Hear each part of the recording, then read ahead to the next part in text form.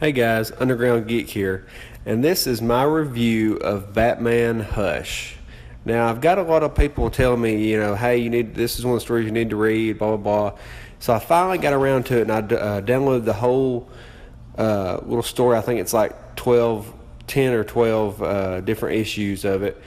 And I got to say, I was a little disappointed because I've heard of this story before, and it's supposed to be a big deal. Now I think Hush 2 wasn't that big of a deal, and I'm going to read it later. I've also got it, but I heard it wasn't as good as the first one, of course, but the original was supposed to be really good. I mean, you hear it talked about a lot, Batman Hush, blah, blah, blah, blah. Well, I read it, and I think within about halfway through the first issue, I knew who Hush was. I already knew. And I don't know if I was supposed to know, and then you're supposed to be in suspense while Batman's trying to figure it out. Maybe that was the idea. I'm not sure. But if Batman's the world's greatest detective and I'm not, then I think he would know. But yeah, I know people say that a lot, but I knew within the first issue that Tommy Elliott was the Hush. Spoiler alert. But so I kept reading it, and I guess another disappointment or another thing that I had that I thought was wrong with it was it turned into, instead of Batman versus Hush, it turned into Batman loves Catwoman. And I guess it's already kind of bothered me because that's going on right now in DC Rebirth, so maybe that's what it is. Maybe that's why I'm bothered with it. I'm like, oh my God, Batman and Catwoman again. Now, I mean, Catwoman's hot, okay, it's understandable. But geez Louise, I mean, and I understand why they did it too, because they want to play the whole dynamic of now he's got something to lose. Is Catwoman trustworthy? All these other people are turning on Batman. Is she going to stick around? And all that. But I mean, good Lord, they could have done that with the Huntress, and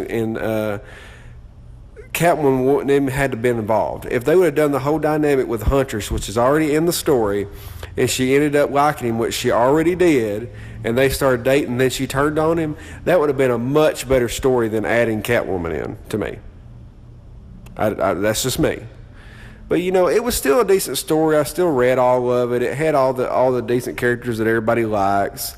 Had Croc. It had the Riddler. It had Scarecrow for like 5 minutes in it, and had Poison Ivy. It had Oracle. But I feel like they were put in there just to make the story more interesting because it couldn't already stand on its own 2 feet.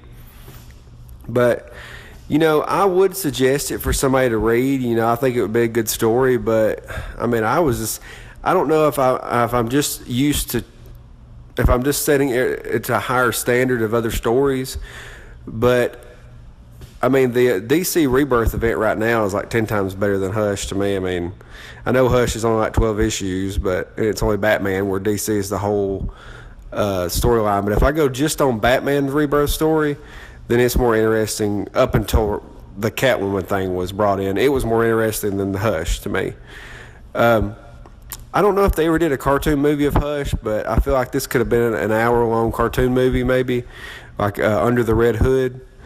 And it threw me off a little bit when I was reading it because, it introduces the Red Hood for like 5 minutes into it. And I thought maybe they had moved forward there for a minute, but no, it was just fake. But yeah, like I said, you've got Batman. He is doing his Batman thing. You've got this new mastermind behind the scenes. He's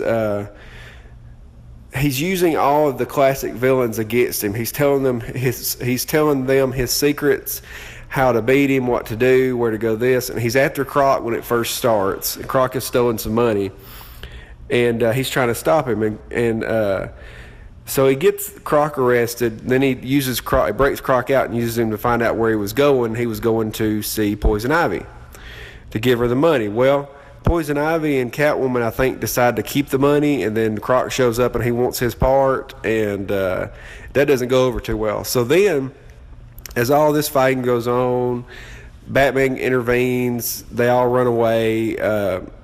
then the Tommy Elliott guy later introduces himself back to Batman's life, and that's what another thing that kind of got on my nerves.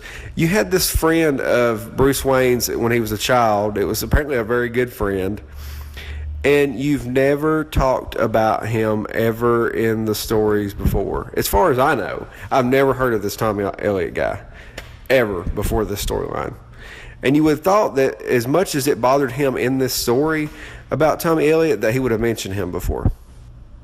At least once. Somewhere in passing. But, there was, when he was younger, there were some tragic events with Tommy Elliott's parents, a lot like Batman's parents. And I guess it was supposed to show a dynamic of Batman versus him as far as the opposites and everything. And Hush had a pretty cool outfit, but not as cool as Batman's. But anyway, so at this point in the storyline, we had, we've introduced Poison Ivy, introduced Croc, Catwoman, Huntress, Batman, Robin, all those guys. Then it comes to find out there's more going on because he's getting attacked by Scarecrow, he's getting attacked by the Riddler, and he even goes to see Ra's al Ghul because he thinks Ra's al Ghul is involved in it, and actually he's not. And he gets involved with Talia. Talia gets upset because she finds out that he's dating Catwoman because she still loves him. And then we find out that the Huntress kind of likes him. So I'm kind of like, wow, it's a little bit overdone, but I guess I could kind of understand that Batman is the bomb, so I understand why these women like him. But like I said, if you would have took out Catwoman and just had the Huntress in there, I think that would have been more interesting. That's just me. Catwoman's kind of overdone. But all in all, I would give the story probably like a 7 out of 10. It was pretty decent.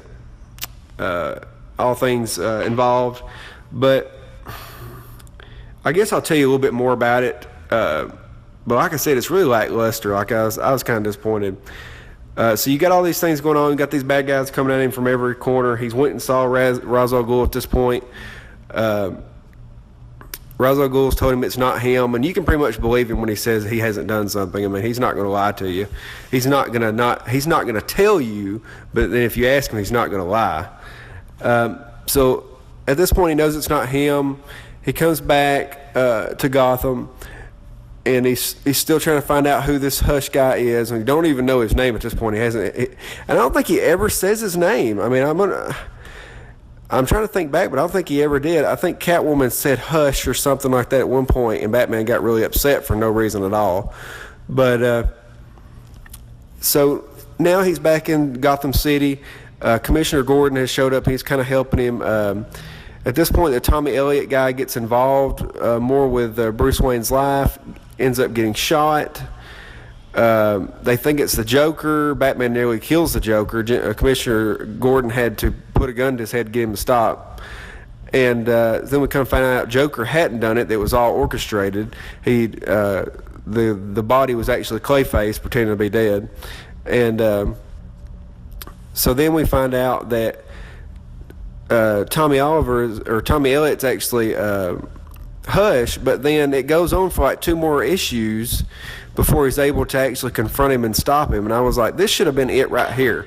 When he cornered him and found out that he was Hush, and Hush went on the offensive after him, that should have been the end. But no, it goes on for a little bit longer, blah, blah, blah. They meet on the bridge, the actual bridge that Elliott's parents was supposed to die on, because it turns out that in the car crash that killed Elliott's dad was supposed to kill both the parents because he had orchestrated it. He was trying to get rid of his parents. So you find out he's a pretty evil dude.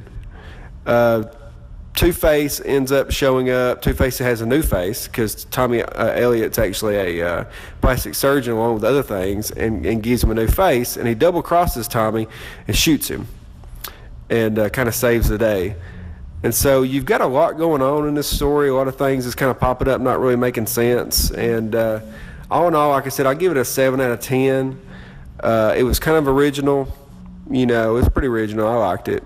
But it was very predictable, and I kind of expected a little bit more from such a huge story, but maybe I played it up too much. Maybe I just played it up too much, and it wasn't supposed to be that good of a story. But compared to Batman's Rebirth up until the last couple of issues, it doesn't hold a candle to it. But I would still give it a read. Still check it out. you'll probably like it. But for me, it's a 7 out of 10. All right, guys, so let me know what you think about the review. Like I said, it was a little lackluster, so that's one reason I'm kind of about it. But hit the like, hit the thumbs up, hit the notifications. Tell me what you thought about the review down in the comments, and have a great day, guys. All right, bye.